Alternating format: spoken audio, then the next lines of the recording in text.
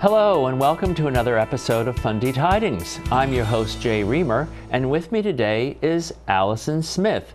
Alison is New Brunswick's parenting coach. Welcome back to the show, Alison. Thank you for having me.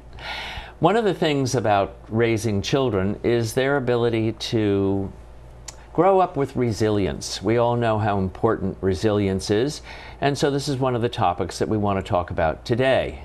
What about children who actually want to know where the line is drawn? In other words, this isn't a let's chat about this kind of a thing. I just want to know where the line is, and then I won't make this mistake. I want black and white, because I know that in a number of situations life is black and white. Like you don't cross the street without looking, because you could get nailed. And this is not open to discussion. This is the way it is, period. Yep. So there are certain social skills that require this is the way it is because I say so. Right. And this is one of those topics that's not open for discussion, as opposed to the order in which you're going to do your chores. Right. That's up to you. And we can just very clearly say that. So you can be that direct. Right. And so tone of voice is important. Timing is important. So tone of voice, we want it to be a firm, strong voice, a leader, but not the boss. Not that bossy tone of because I said so, and sounding angry and don't you dare, and that sort of approach. We want to approach it as, I am an adult, I've got life experience, be confident in that, in ourselves. I know what is best in this situation. Safety, we never discuss. Now, being prepared for the child expressing that they're not happy about it, even if inside they really did need that boundary and really wanted to know where the line was, they'll still express about that.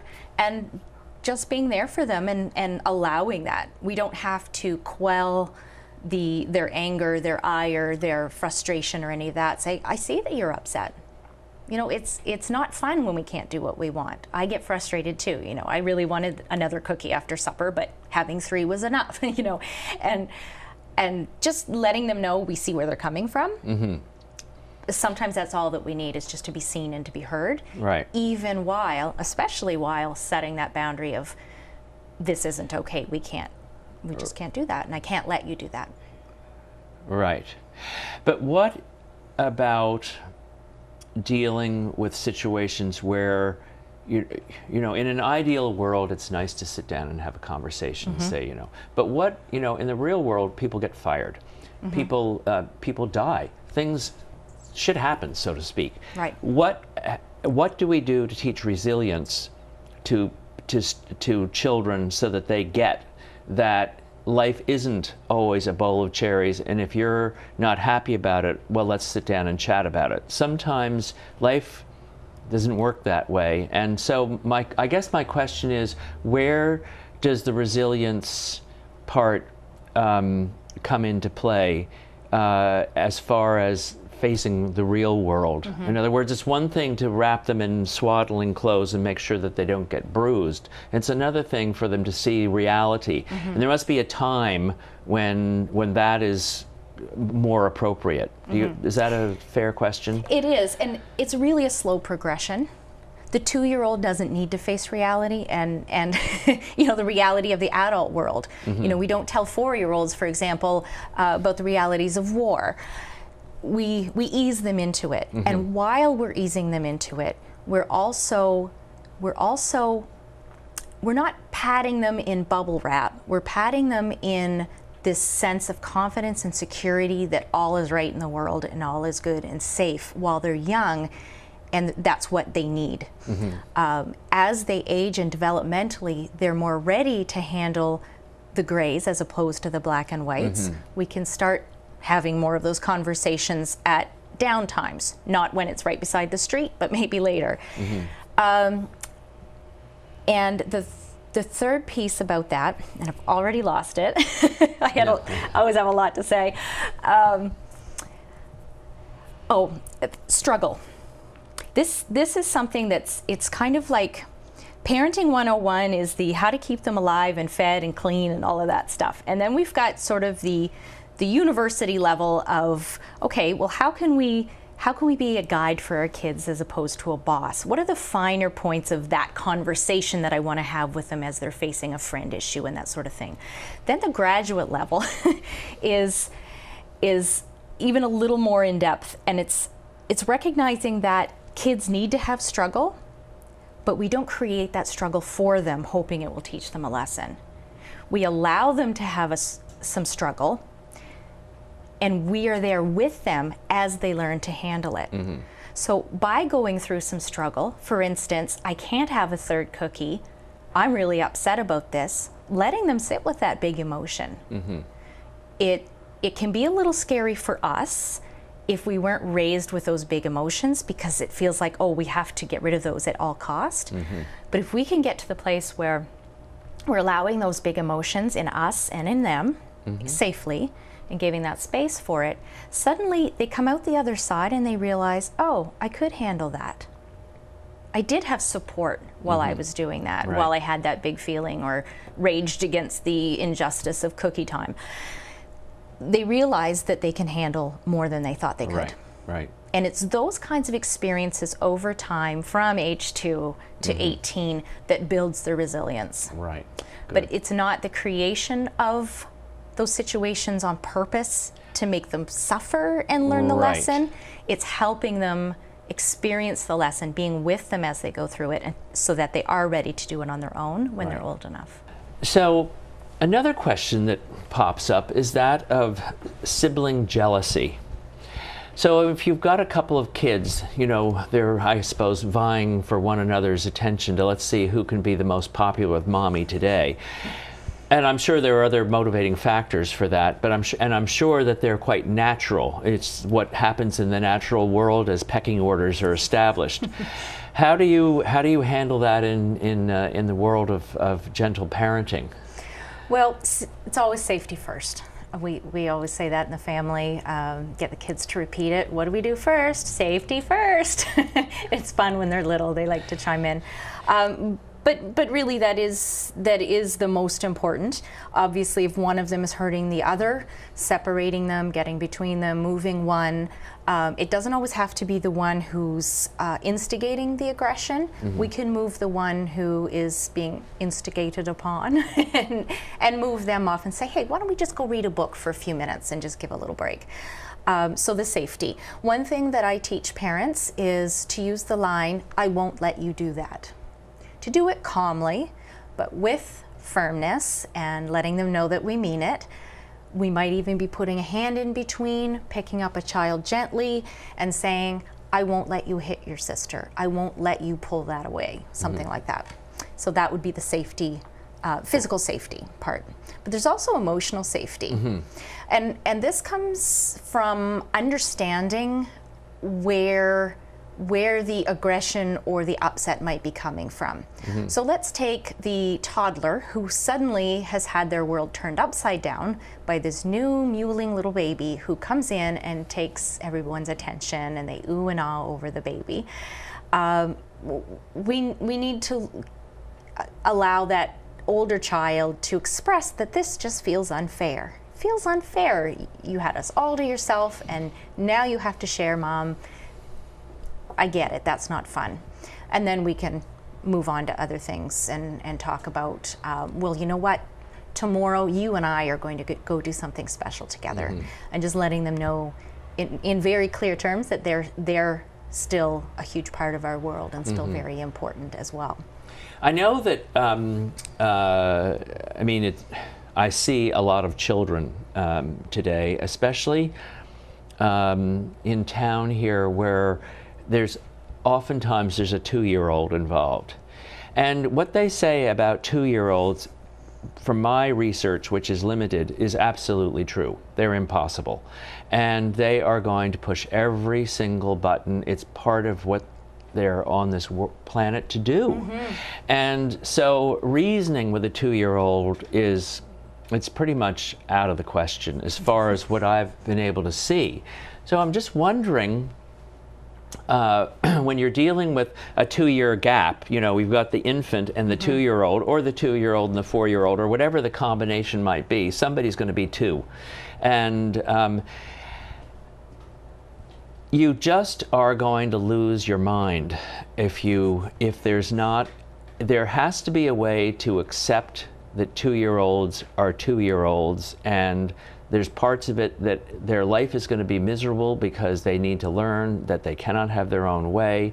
But at the other hand, there has to be some reasonableness about it, so that you're not actually being mean-spirited and that there isn't a safety issue. But you're dealing with an irrational unit.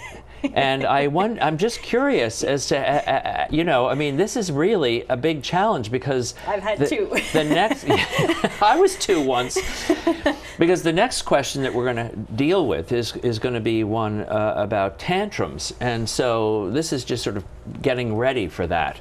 But what do we do about 2-year-olds? Because it's a real question, and our viewers really... It's a real struggle. It is a real struggle. The struggle is real. And it's okay, I think, is the bottom line. We can handle it. They can handle it. We just might need a few more tools and a little bit of a different shift in how we understand it. Yeah. So how do you explain it? The Dutch have a great way to describe this stage of development. They call it the boundary stage.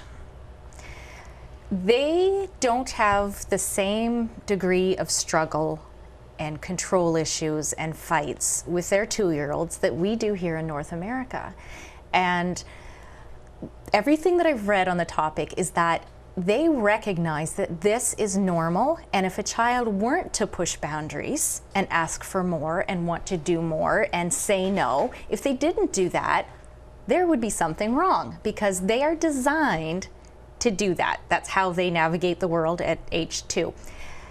And viewers should know that that could start as early as 18 months, or they might think they've gotten past it and they're out of the woods. It might not start till 2.5. And for some parents, they find 2 was okay, but 3 was tough. So just recognizing that this boundary stage is coming, or it's already here, and that is completely normal. One thing that is important for us to do to help through this stage, so one, we don't lose our minds, because we could if we get caught up in, oh, they shouldn't do that, they should just know better. So to keep ourselves calm so that we can be calm for our kids. I know it's really easy to say, hard to do. It does take some conscious effort to stop reacting and to start to choose our response, but it is possible. The reason we want to be calm is, one, so we don't get into that part of our brain, that physiological response that our children are in, that we don't join their meltdown, that we are calm enough to make the decisions for both of us when they can't.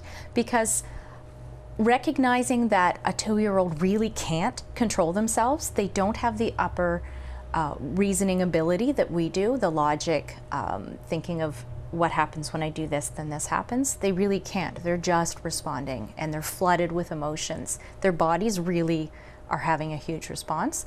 So we need to be calm to help them become calm and to learn the skills, which may take 1,001 times, so that they can eventually, when they're a little bit older and ready, they can start using those skills too.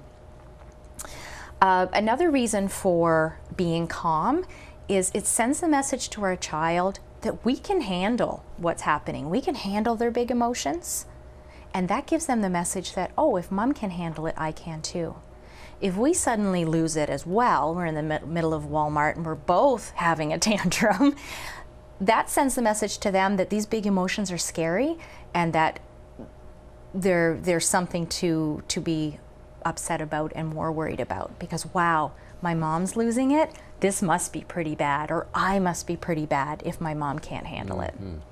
So we want to instill that idea that we're their rock, we're their leader, we can handle things when they can't. So taking things in stride is a big, sends a good message to children that that this is not a big deal. Because when you really look at it, there are very few things that are a big deal. You know, most things that we turn into big deals are not big deals.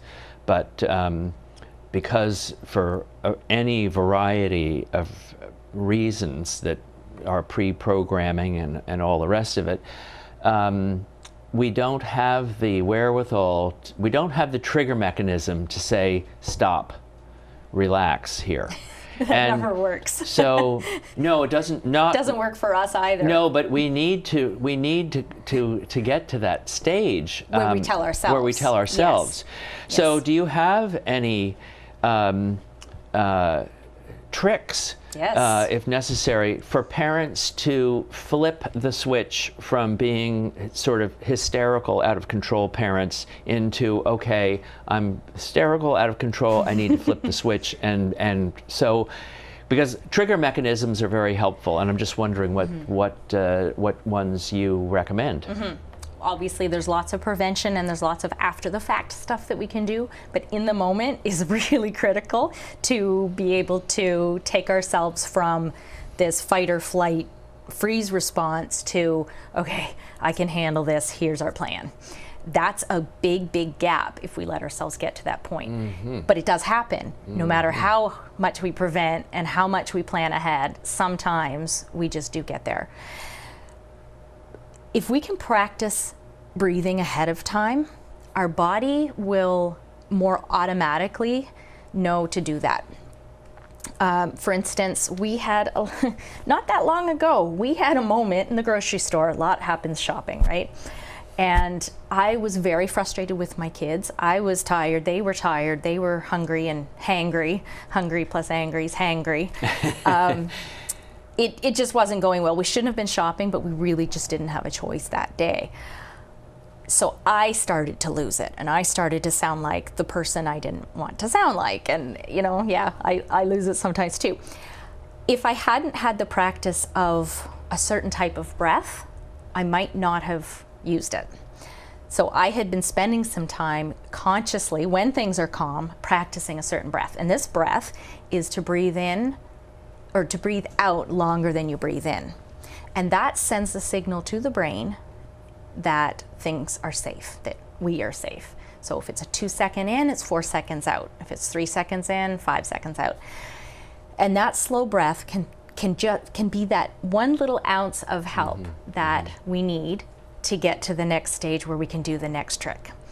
Another trick that we can do is to just gently squeeze our arm. And we can teach this to our kids. So that kind of distracts the brain, and it's also kind of a relaxing sensation. It has to be a fairly firm squeeze. It's better if they do it to themselves, because if we're angry, we don't want to be squeezing our child. And just that gentle squeeze. But again, practice it ahead of time, so in the moment, you're like, oh yeah, that thing I've been doing all week, let's do that. And doing it with them.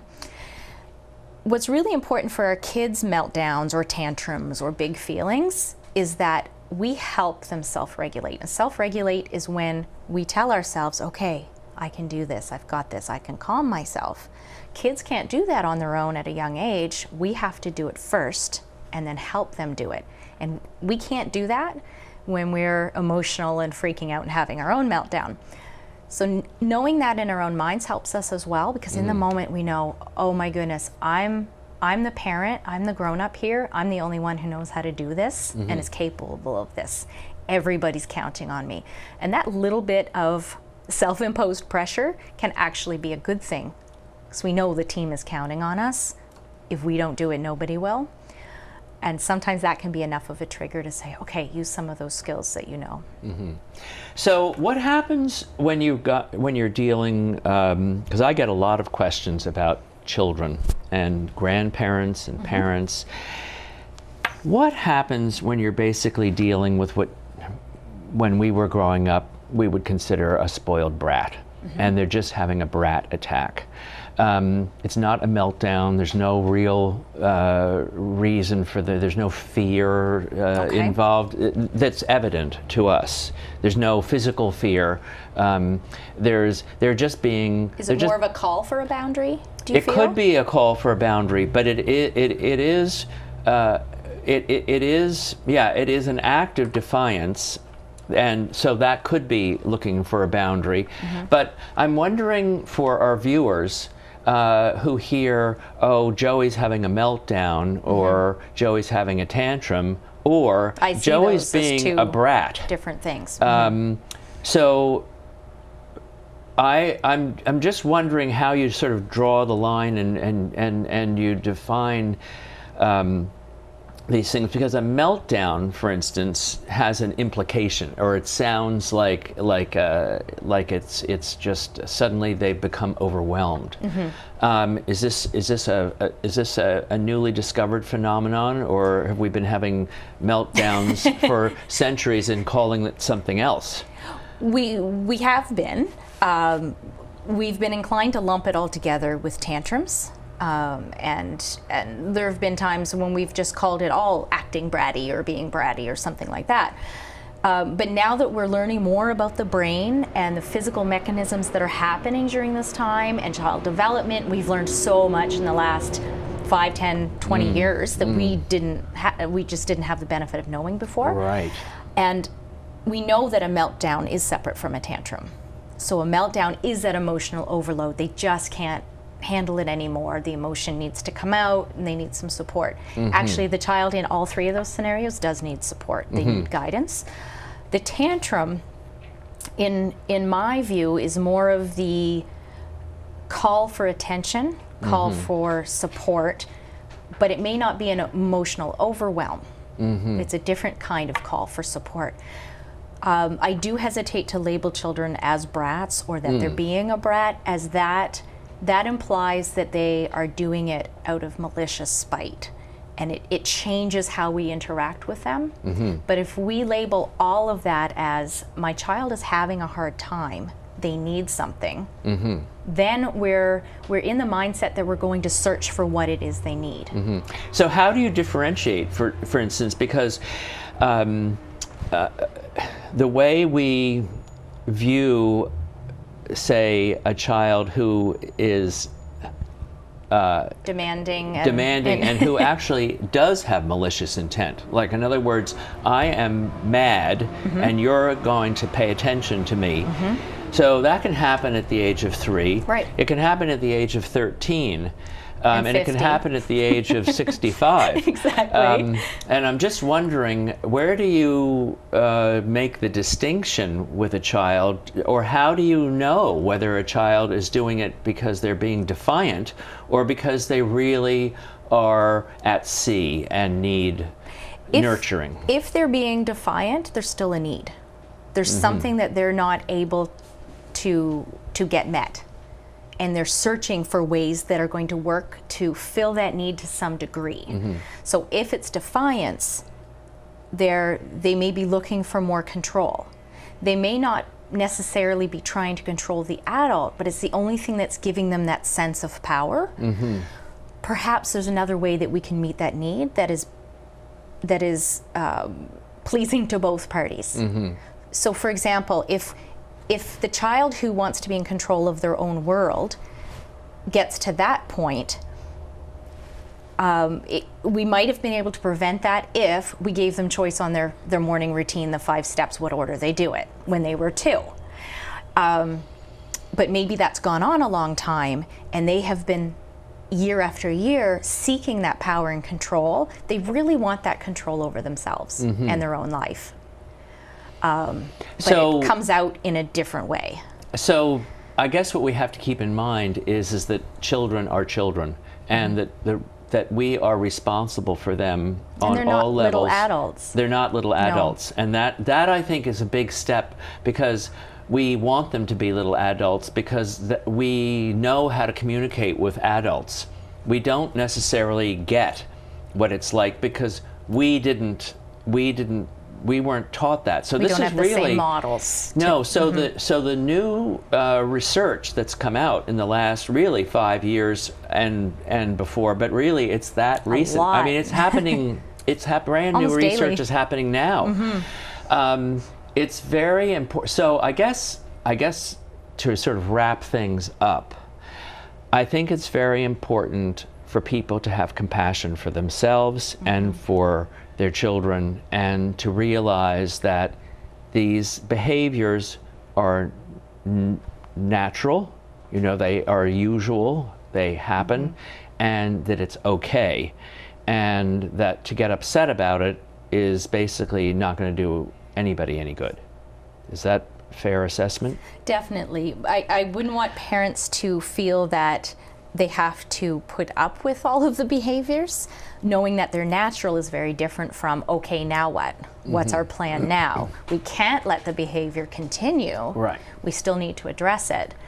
But that compassion can go a long way within our own minds of how we respond to that child, which will then foster that emotion the relationship that's going to keep us as an influence in their life, a strong influence, someone that they turn to.